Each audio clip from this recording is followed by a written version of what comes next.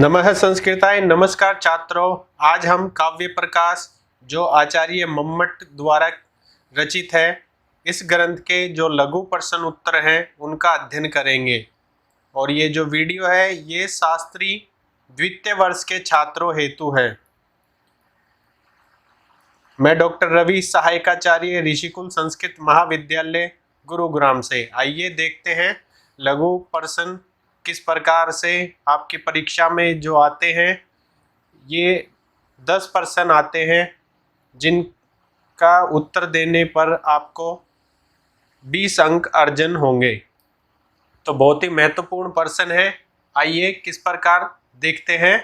काव्य प्रकाश है लघु प्रश्न उत्तर। तो ये काव्य प्रकाश के लघु प्रश्न उत्तर हैं। प्रथम प्रश्न है, काव्य प्रकाश से रचनाकार है कै?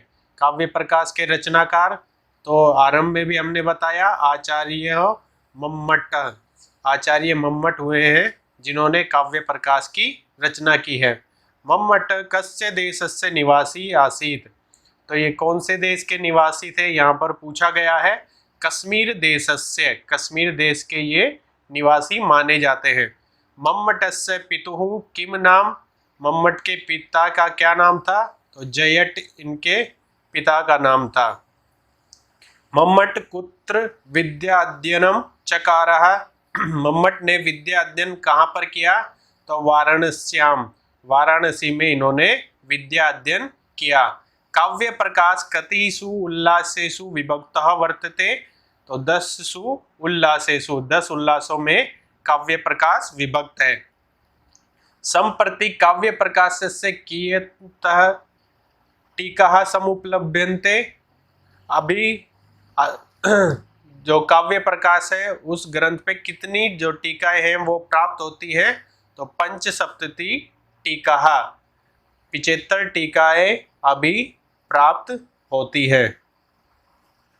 काव्य प्रकाश बहुत ही प्रसिद्ध ग्रंथ है आचार्य मम्मट का, इस कारण से इस पे टीकाएं जो हैं वो बहुत लिखी गई हैं।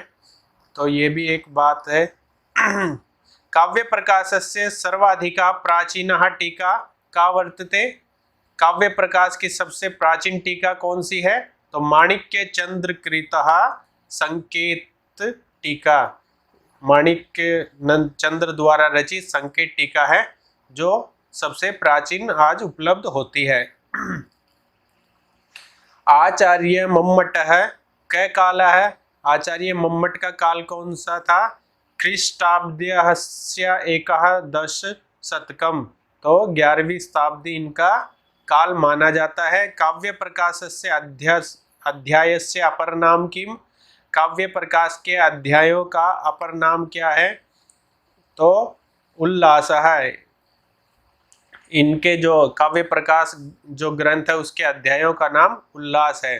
प्रथम उल्लास से किम वर्णितम? पहले उल्लास में क्या वर्णित किया गया है? तो काव्य प्रयोजन कारण लक्षण स्वरूपम च वर्णितम। काव्य का प्रयोजन कारण लक्षण और स्वरूप यहाँ पर वर्णित किया गया है। जो दूसरा उल्लास है देखेंगे, जो दूसरा उल्लास है उसमें शब्दार्थ और स्वरूप निरूपण,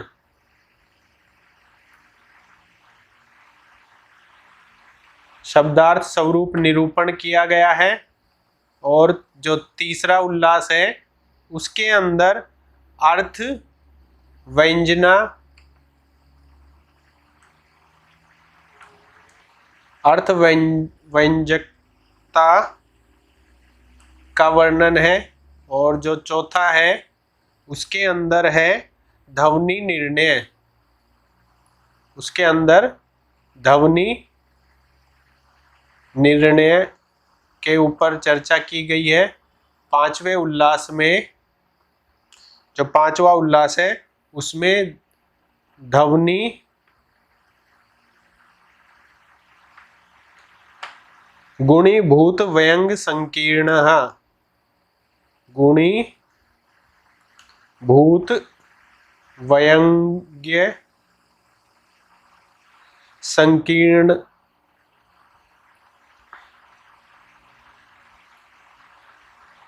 भेद निर्णय किया गया है। छठे उल्लास में, जो छठा उल्लास है, उसमें शब्द, शब्दार्थ,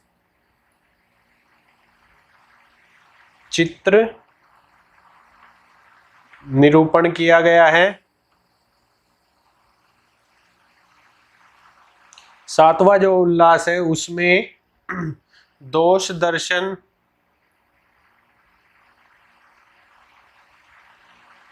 के विषय में चर्चा की गई है।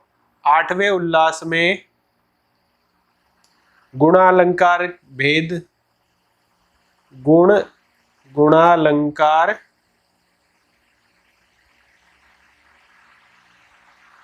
भेद के विषय में भेद निर्णय किया गया है।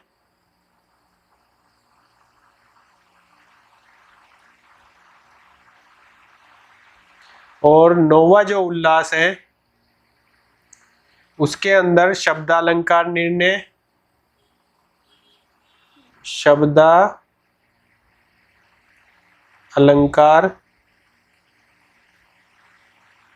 और 10वें में अर्थालंकार।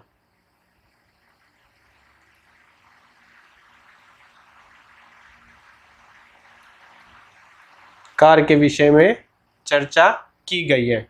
इस प्रकार ये 10 बहुत ही महत्वपूर्ण है, तो इन्हें अच्छे से याद रखेंगे, क्योंकि अक्सर परीक्षा में इससे संबंधित एक प्रश्न पूछ लेता है कि प्रथम उल्लास में क्या वर्णित है, तो काव्य प्रयोजन, कारण, लक्षण और स्वरूप। दूसरे में शब्दार्थ, स्वरूप, निर्णय। तीसरे में अर्थव्यंजकता। चौथे में ध्वनि निर्णय। और पांचवें में ध्वनि गुणीभूत व्यंग संकीर्ण भेद निर्णय है। छठे में शब्दार्थ चित्र निरूपण है। सातवें में दोष दर्शन है। आठवें में गुणालंकार भेद निर्णय है। नौवें में शब्दालंकार निर्णय और 10वें में अर्थालंकार निर्णय दिया गया है। तो ये अच्छे से याद रखेंगे। काव्य प्रकाशस्य द्वितीय उल्लासे किम वर्णितम, तो शब्दार्थ स्वरूपम। दूसरे जो उल्लास है दूसरा, उसमें ये निरूपित किया गया है। तृतीय उल्लासे किम वर्णितम, अर्थ व्यंजकता आर्थी व्यंजना। चतुर्थे उल्लासे किम वर्णितम अस्ति ध्वनि निर्णय। काव्य प्रकाशस्य मंगला श्लोक कः, काव्य प्रकाश का मंगल श्लोक क्या है। नियत्रीकृत नियम रहिताम हलादेक मयम नयन परतंत्राम नवरस रुचिराम निर्मित मादधति भारती कवेर जयति। ये इसका मंगलाचरण है, मंगल श्लोक है। अगला प्रश्न देखते हैं। आचार्य मम्मटः मंगल श्लोके कामदेव्याम स्तौति। आचार्य जो मम्मट है, इन्होंने जो मंगलाचरण है उसमें किसकी स्तुति की है, तो वाग अधिष्ठात्री देवी भगवतीम सरस्वतीम। वाग अधिष्ठात्री देवी भगवती सरस्वती की इन्होंने वंदना की है। एक बार इसका अर्थ देख लेते हैं। नियंत्रीकृत नियम रहिताम हलादेक मयिमन्य परतंत्रताम नवरस रुचिराम निर्मित मादधति भारती कवेर जयति। इसका अर्थ है कि जो वाणी है जो प्रकृति की सृष्टि के नियमों से रहित है, नियतिकृत नियम रहिता, जो प्रकृति के नियमों से रहित है। हलाद्यकमयी मन्य परतंत्रताम, केवल आह्लाद कारक है, किसी पर आश्रित नहीं है। नवरस रुचिराहा, नवरस से युक्त है। रुचिराम नवरस से युक्त है। निर्मित माधति भारती कवर जयते, काव्य सर्जन को मनोरम बनाती है। ऐसी मैं जो माता सरस्वती हैं उनका स्मरण यहाँ करता हूँ, ऐसा इसका अर्थ है। अगला प्रश्न हम देख चुके हैं, वाग अधिष्ठात्री भगवती देवी की यहाँ पर वो वंदना करते हैं। प्रश्न नंबर 16 देखते हैं। काव्यस्य मम्मट्टानुसारेण कति परियोजनानि सन्ति। तो षट परियोजनानि आचार्य मानते हैं। जो ये मम्मट आचार्य हैं, ये काव्य के 6 प्रयोजन मानते हैं। इन्होंने, इनका जो प्रथम श्लोक है उसी में ये कहते हैं, काव्यम यशस्य अर्थे कृते व्यवहार विदे शिवेत रक्षते सद्य परिनिवृत्त्य कांता सम्मितयोपदेश युज्यते। तो ये इस प्रकार से 6 प्रयोजन काव्य के मानते हैं। आइए देखते हैं, कानी चेतानी प्रयोजनानी, वो प्रयोजन कौन से हैं? यश प्राप्ति, सबसे पहला है यश प्राप्ति, दूसरा है धन प्राप्ति, तीसरा है व्यवहार ज्ञानम, चौथा है अमंगल विनाशः, पांचवा है परमानंद प्राप्ति और छठा है उपदेश प्राप्ति। इस प्रकार से ये 6 प्रयोजन इन्होंने माने हैं। काव्य रचनाया कति विधम कारणम भवति। तो काव्य रचना के 3 कारण कहे गए हैं। अगला देखिए, अगला प्रश्न है, के त्रयो हेतवः काव्य रचनाया। काव्य रचना के 3 हेतु कौन कौन से हैं? तो पहला है शक्ति, दूसरा है निपुणता, तीसरा है अभ्यास। काव्यस्य किम लक्षणम मम्मट अनुसारेण। तो काव्य का लक्षण देते हुए आचार्य मम्मट कहते हैं, तद्दोषो शब्दार्थो सगुणान अलंकृति पुनः क्वापि। ये काव्य का लक्षण आचार्य मम्मट कहते हैं, तद्दोषो इति काव्य लक्षणे केवलम शब्दस्यैव काव्यम स्वीकृतम अथवा शब्दार्थयो उभयो। तो शब्दार्थियो उभयो, तद्दोष यह जो काव्य का लक्षण केवल शब्द काव्य को ही स्वीकृत करता है अथवा शब्द और अर्थ दोनों को, ऐसा यहाँ पर पूछा गया था, तो ये दोनों को ग्रहण करता है, शब्द को भी और अर्थ को भी। अब देखिए अगला प्रश्न है, काव्य से कति भेदा। काव्य के कितने भेद हैं? तो आचार्य मम्मट ने काव्य के त्रयो भेदा, 3 भेद किए हैं। कौन कौन से हैं? काव्य से के त्रयो भेदा, कौन कौन से 3 भेद हैं? उत्तम काव्यम, मध्यम काव्यम, अधम काव्यम। ये 3 भेद आचार्य मम्मट काव्य के मानते हैं। मध्यम काव्यस्य अपर नाम किम। मध्यम काव्य का अपर नाम क्या है? तो गुणीभूत व्यंग काव्यम। गुणीभूत व्यंग काव्यम इसका अपर नाम है। इदमुत्तम मतिशायिनी व्यंग्य वाच्यादि ध्वनिर्बुद्धि कथितः इति कस्य लक्षणम। तो ये किसका लक्षण है, ऐसा यहाँ पर पूछा गया है। अगर आपने काव्य प्रकाश का अध्ययन किया है तो ये उत्तम काव्य का लक्षण बताया गया है। उत्तम काव्यस्य अपर नाम किम। तो ध्वनि काव्य से। उत्तम काव्य का अपर नाम ध्वनि काव्य है। अतादृशी गुणीभूत व्यंग्ये तु मध्यमः इति कस्य लक्षणम। तो ये किसका लक्षण है? मध्यम काव्य का। शब्द चित्रम वाच्य चित्रम व्यंग्यस्य तवरम स्मृति इति कस्य लक्षणम। तो ये अधम काव्य का लक्षण आचार्य मम्मट करते हैं। अगला प्रश्न है, चित्र काव्य से कति भेदाः भवन्ति। चित्र काव्य के कितने भेद होते हैं? 2 भेदा, 2 भेद होते हैं। चित्र काव्य से कौ 2 भेदा, कौन से हैं वो 2 भेद? शब्द चित्रम और वाच्य चित्रम। ये 2 भेद चित्र काव्य के हैं। द्वितीय उल्लासे कस्या वर्णनम अस्ति। शब्द शक्त्यानां वर्णनम। तो शब्द शक्ति का वर्णन दूसरे अध्याय उल्लास में आचार्य मम्मट करते हैं। काव्यगतः कतिधा शब्दः। तो त्रिधा शब्दा। के त्रिधा शब्दा? वाचक, लाक्षणिक और व्यंजक चेति। ये 3 प्रकार की शब्द की शक्ति कही गई है। काव्यगतः कतिधा अर्था, काव्य के कितने अर्थ होते हैं? त्रिधा अर्थ, तीन अर्थ होते हैं। के त्रिधा अर्थ, वाच्यार्थ, लक्ष्यार्थ, व्यंग्यश्चेति, व्यंग्य अर्थ। ये तीन काव्य के तीन अर्थ होते हैं। आगे देखिए, केषुचित् मतेन चतुर्थो अपि अर्थः वर्तते स च कः अर्थः। किसके मत में चार अर्थ होते हैं और वो चौथा अर्थ क्या है? तो तात्पर्यो अर्थात, तात्पर्य चौथा अर्थ माना गया है। केशाम मते तात्पर्य अर्था वर्तते अभिहितान्वयवादीनाम, जो अभिहितान्वयवादी हैं आचार्य आनंदवर्धन, उनके अनुसार चौथा जो अर्थ वृत्ति है वो होती है अभिहितान्वादिनः के सन्ति कुमारिल भट्टादिकः मीमांसका, क्षमा करें, कुमारिल भट्टादिकः मीमांसक है। अन्विताभिधानवादिनः के सन्ति, तो प्रभाकर मिश्रादिकः मीमांसकः, प्रभाकर मिश्रादि मीमांसक जो है वो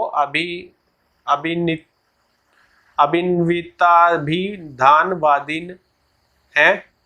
वाच्य एवं वाक्यार्थ इति वाक्यार्थ विषय कस्य मतम, तो अन्विताभिधानवादिनः जो कुमारिल भट्ट है उनका ये मत है। शब्दस्य का तीसरा शक्तियाँ, शब्द की तीन शक्तियाँ कौन सी हैं? तो अभिधा, लक्षणा, व्यंजना। अभिधा, लक्षणा और व्यंजना शब्द की तीन शक्तियाँ मानी गई हैं। साक्षात संवेतम यो अर्थम अभिधीयते स वाचकः कस्य लक्षणम, वाचक शब्द से, तो वाचक शब्द का ये लक्षण यहाँ पर दिया गया है। कति प्रकारकः संकेतार्थः, संकेतार्थः कितनी प्रकार का है? चतुष्प्रकारः संकेतार्थः सन्ति, चार प्रकार का है। के संकेतार्थ वो कौन कौन सा है? जाति, गुण है, क्रिया, यदृच्छा, ये चार प्रकार का संकेतार्थ है। संकेतः कुत्र गृह्यते व्यक्तो उपाधो वा, तो उपाधेय में ये ग्रहण किए जाते हैं। कतिविध उपाधि, उपाधि कितनी प्रकार की है? द्विविध उपाधि, दो प्रकार की उपाधि कही गई है। उपाधे कौ दो भेदोस्ते, और वो भेद कौन से है? दो, वस्तुधर्म वक्त्री यदिच्छा सन्निवेशतश्च, तो ये दो भेद है उपाधि के। वस्तुधर्म उपाधि कतिविधम? द्विविधम, वस्तुधर्म उपाधि भी दो प्रकार की है। क्वौ दो भेदो वस्तुधर्म स्वरूपोपाध्याय सिद्धि और साध्यश्च, सिद्धि और साध्य ये इसके दो भेद हैं। आगे देखें, से मुख्यार्थ तत्र मुख्यो व्यापार अस्याभिध्योच्यते इति कस्य लक्षणम, तो ये अभिधा का लक्षण है, जहाँ मुख्यार्थ जो है वो बाधित होता है, वो यहाँ पर ये अभिधा का लक्षण कहा गया। मुख्यार्थ बाधे तद योगे रूढ़तो अर्थ प्रयोजनात् अन्यो अर्थ लक्ष्यते यत्सा लक्षणोपरोपिता क्रिया इति कस्य लक्षणम, ये किसका लक्षण है? तो लक्षणा है, ये लक्षणा का लक्षण यहाँ पर दिया गया है। लक्षणाय कति कारणानि अपेक्षितानि, तो त्रीणि कारणानि अपेक्षितानि।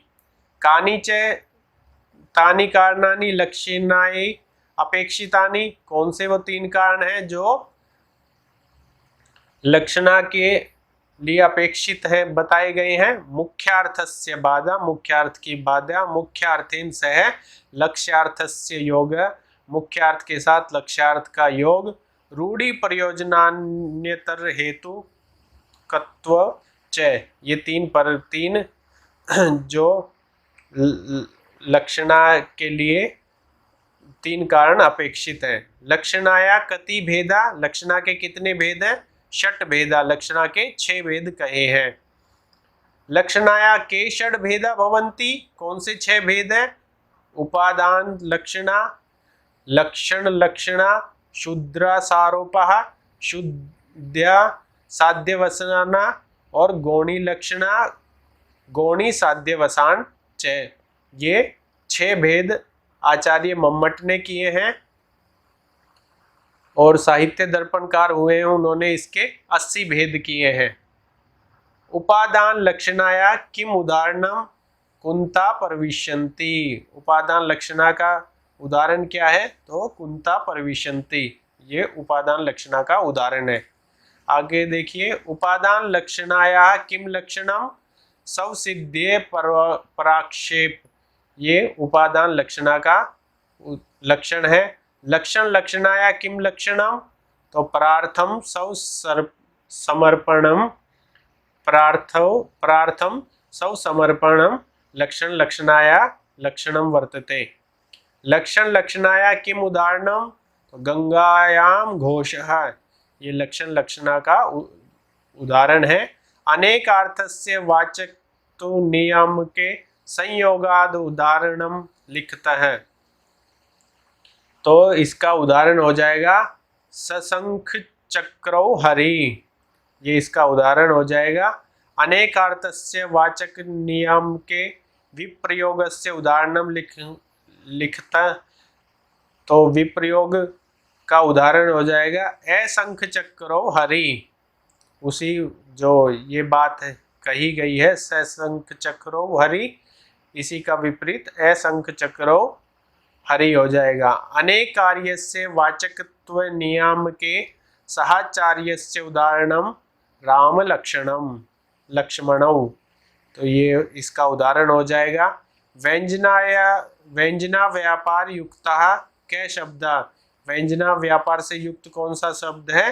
तो व्यंजकः, व्यंजकः शब्द इसका द्योतक है। आगे देखिए, प्रश्न नंबर 64 है, संयोगादि नाम एक अर्थस्य वाचक तौ नियाम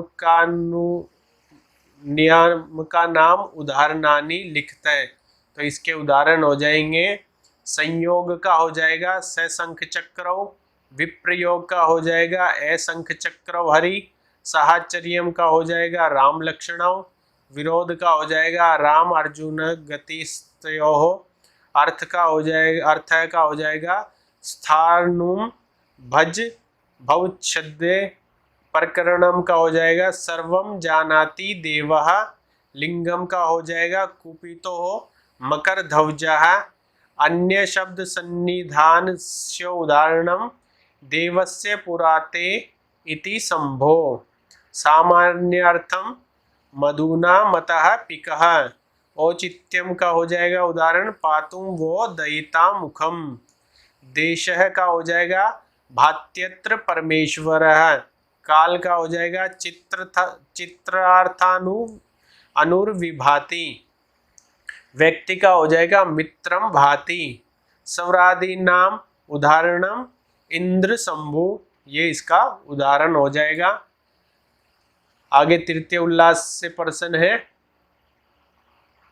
काव्य प्रकाशस्य तृतीय उल्लास्य किम नाम, तो अर्थ व्यंजकता निर्णय, अर्थ व्यंजकता निर्णय इस उल्लास का नाम है। यत्र शब्द व्यंजको भवति तत्र कस्य सहकारिता, तो अर्थस्य सहकारिता तत्र भवति, अर्थ की सहकारिता की आवश्यकता होती है। यत्र अर्थो व्यंजको भवति तत्र कस्य सहकारिता भवति, जहाँ अर्थ व्यंजक होगा, मुख्य होगा, वहाँ किसकी सहकारिता होगी? वहाँ शब्द की हो जाएगी। आर्थि व्यंजनाया कति भेदा भवन्ति, आर्थिक व्यंजनाया 10 भेदा भवन्ति। आर्थि व्यंजनाया के 10 भेदा भवन्ति, कौन से 10 भेद हैं? वक्त्री वैशिष्ट्यात् व्यंजनाः, बोध्री वैशिष्ट्यात् व्यंजना, काकु वैशिष्ट्यात् व्यंजनाः, वाक्य वैशिष्ट्यात् आर्थि व्यंजनाया, वाच्य वैशिष्ट्यात् आर्थि व्यंजनाया, अन्य सन्निधि वैशिष्ट्यात् आर्थि व्यंजनाया, प्रस्ताव वैशिष्ट्यार्थी व्यंजनायाः, देश वैशिष्ट्यार्थी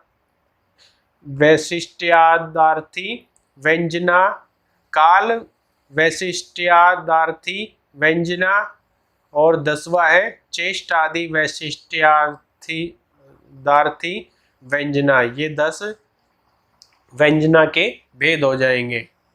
अगला प्रश्न देखें, काव्य प्रकाशस्य प्रथमा उल्लासे किम वर्णितम। तो पहले उसमें क्या, उल्लास में क्या वर्णन किया गया है? काव्य प्रयोजन, लक्षण, कारण, प्रयोजन च। ये इस प्रथम उल्लास में काव्य प्रकाश के में वर्णन किया गया है। उपादान लक्षण लक्षणयों गौणी नाम को भेदा भवती न वा। तो नहीं, शुद्धेव भवतः उपादान लक्षणा लक्षण लक्षणाया च। तो गौणी नाम का इसका भेद नहीं होता है। पाणिनो अयम देवदत्ता अत्र लक्षणों आहोस्विति अर्थोपत्ति। तो यहाँ पर अर्थोपत्ति हुई है। सारोपा लक्षणायाः किम लक्षणम, सारोपान्या तु यत्रोक्त विषयी विषयस्तथा। ये इसका लक्षण कहा गया है आचार्य मम्मट ने। साध्यवसानायाः किम लक्षणम, विशिष्यन्तः कृते अन्यस्मिन् सा स्यात् साध्यवसान्यः। गौणी लक्षणाया कुत्र भवति, यत्र सादृश्य संबंधेन लक्षणा भवति। जहाँ पर सादृश्य से संबंध लक्षणा होती है वहाँ गौणी लक्षणा होती है। शुद्धा लक्षणा कुत्र भवति, यत्र सादृश्येतर संबंधेन लक्षणा भवति। जहाँ गौणी लक्षणा के बिल्कुल विपरीत शुद्ध लक्षणाएं होती है। गौणी सारोपाया किम उदाहरणम, गौरवाहिकः। ये इसका उदाहरण हो जाएगा। गौणी साध्यवसानाया किम उदाहरणम, गौर्यम। श्रद्धाया शारोपाया किम उदाहरणम, आयुर्घृतम। शुद्ध्या साध्यवसानाय किम उदाहरणा, आयुर्वेदम। रूढ़ीय लक्षणाया स्थानो व्यंग्यार्थो भवति वा न। तो रूढ़ी के अर्थ में व्यंग्यार्थ होता है या नहीं? तो नहीं होता। प्रयोजन जायमानां लक्षणायां विद्यमानस्य व्यंग्यस्य क्वौ भेदौ भवतः। तो गूढ़ व्यंग्यम और अगूढ़ व्यंग्यम च, ये 2 भेद होते हैं। व्यंग्यार्थ दृष्टिया लक्षणाया कति भेदा भवन्ति। व्यंग्या दृष्टि से लक्षणा के कितने भेद होते हैं? त्रियो भेदा, 3 भेद होते हैं। के त्रियो भेदा व्यंग्यार्थ दृष्टिया लक्षणाया। व्यंग्या दृष्टि के कौन से 3 भेद हैं? अव्यंग्या लक्षणा रूढ़ौ, गूढ़ व्यंग्या लक्षणा, अगूढ़ व्यंग्यांच। ये 3 इसके भेद होते हैं। अगला प्रश्न है, लक्षणाया आश्रय कै शब्दः अस्ति। तो लक्षणा के आश्रय कौन सा शब्द होता है, कौन से शब्द होते हैं? तो लाक्षणिक शब्दः। लाक्षणिक शब्द है वो लक्षणा के आश्रय होते हैं। अगला है, प्रयोजन विषय लाक्षणिकस्य शब्दस्य कीदृशो व्यापारः भवति। तो व्यंजनात्मको व्यापारः, व्यंजनात्मक व्यापार होता है। व्यंजनायाः मुख्य भेदा कति भवन्ति, द्वौ भेदौ। 2 भेद होते हैं व्यंजना के। व्यंजनाया क्वौ 2 भेदौ, कौन से 2 भेद हैं? शाब्दिक व्यंजना और आर्थिक व्यंजना। शाब्दिक व्यंजनाया कति भेदा भवन्ति, द्वौ भेदौ। शाब्दिक व्यंजना के 2 भेद होते हैं। शाब्दिक व्यंजनाया क्वौ 2 भेदौ भवतः, लक्षणा मूला व्यंजना, अभिधा मूला व्यंजना। लक्षणा और अभिधा, लक्षण मूला व्यंजना और अभिधा मूल व्यंजना, ये इसके 2 भेद हैं। अनेकार्थस्य शब्दस्य वाचक नियामकः संयोगाद्यः कति सन्ति। तो ये 14 होते हैं। चतुर्थ उल्लास में आ गए हैं हम। आपके पहले से 4 उल्लास ही लगे हुए हैं। अविवक्षित वाच्य ध्वने कति मुख्या भेदा भवन्ति, द्वौ भेदा, दो भेद होते हैं। अविवक्षित वाच्य ध्वनि क्वौ दो भेदा भवता, कौन से हैं और वो दो भेद? अर्थांतर संक्रमित वाच्य ध्वनि, अत्यंतरिष्कृत वाच्य ध्वनि, ये दो भेद होते हैं। अविवक्षित वाच्य ध्वनि कुतः भवति? अविवक्षित वाच्य ध्वनि कहाँ होती है? लक्षणाया मूल गुण व्यंग्य प्राधान्येन सत्य वाच्यम यत्र विवक्षितम भवति तत्र भवति अविवक्षित वाच्य ध्वनि। यत्र काव्य वाच्यार्थे विवक्षितो अव्यन्यप्रः परो व्यंग्यनिष्ठो भवति तत्र भवति विवक्षित वाच्य ध्वनि इति कस्य लक्षणम? तो ये किसका लक्षण है? विवक्षितान्वय परवाच्य ध्वनि का। विवक्षितान्वय परवाच्य ध्वनि रण्यानाम किम? तो अभिधा मूल ध्वनि, अभिधा मूल ध्वनि इसका अपर नाम है। आगे देखिए, विवक्षितान्य पर वाच्य ध्वनि मुख्या भेदा कति भवन्ति? तो इसके कितने भेद होते हैं? द्वौ भेदा। विवक्षितान्व पर वाच्य ध्वनि क्वौ दो भेदौ भवते, कौन से दो भेदे होते हैं? अलक्षित क्रम व्यंग्य ध्वनि और संलक्ष्य क्रम व्यंग्य ध्वनि, ये दो भेद होते हैं। अलक्ष्य क्रम व्यंग्य ध्वनि काश्चन भेदान लिखता है को, जो अलक्ष्य क्रम व्यंग्य ध्वनि है उसके कौन से भेद है? लिखिए। अलक्ष्य क्रम व्यंग्य ध्वनि निम्नांकिता मुख्य भेदा संति। निम्नांकित इसके मुख्य भेद है। सबसे पहला है रस, दूसरा है रसाभास, तीसरा है भाव, चौथा है भास है, भावाभास, भाव संधि, भाव शब्दात इत्यादि कहा। ये इसके 7 भेद हैं। कुत्र रसादि कहा अलंकारिया भवन्ति, कुत्र चालंकारिताम यान्ति। तो यत्र रसादिकाः प्रधाना भवन्ति तत्र अलंकारिया भवन्ति। जहाँ पर रसादि प्रधान रूप से व्याप्त होते हैं वहाँ पर अलंकारिया होती है। यत्र च वस्तु अलंकारो व प्रधानो भवति तत्र अलंकारताम यान्ति। जहाँ वस्तु अलंकार व प्रधानो, अलंकार वस्तु अलंकार या प्रधान होती है वहां पर अलंकारिताम होता है। मम्मट अनुसारेण रसस्य किम लक्षणम? मम्मट के अनुसार रस का क्या लक्षण है? कारणानर्थ कारणानि सह कारणी यावि च रत्यादे स्थायिनो लोके तानि चेन्नाट्य काव्यो व्यक्तः स तैर्विभावादि स्थायी भावः रसः स्मृति। ये आचार्य मम्मट ने रस का जो लक्षण है वो बताया है। आगे देखिए, भरतोक्त रस निष्पत्ति सूत्र लिखता है।